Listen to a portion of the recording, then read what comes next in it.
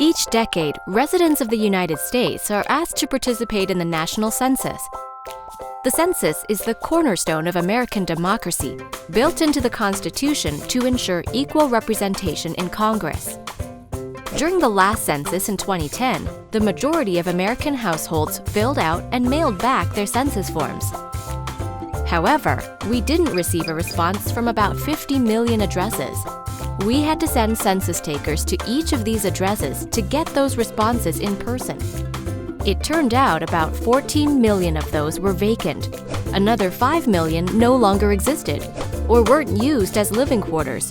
That meant census takers made 19 million visits that turned out not to be necessary. In the 2020 census, we'll be able to cut down on the number of unnecessary and costly visits by identifying vacant addresses in advance. How?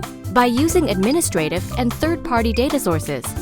Administrative data are existing government records collected to administer programs or provide services. Third-party data is information purchased from commercial sources. For example, when the U.S. Postal Service can't deliver a letter to an address, it marks the letter as undeliverable and codes the reason. Sometimes the address doesn't exist, or the residence is vacant.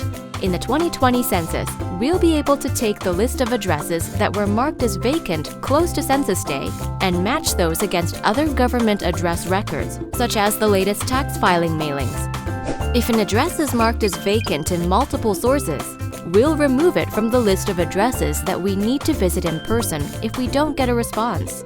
New technology, the use of data, and automation will allow us to work smarter and more efficiently.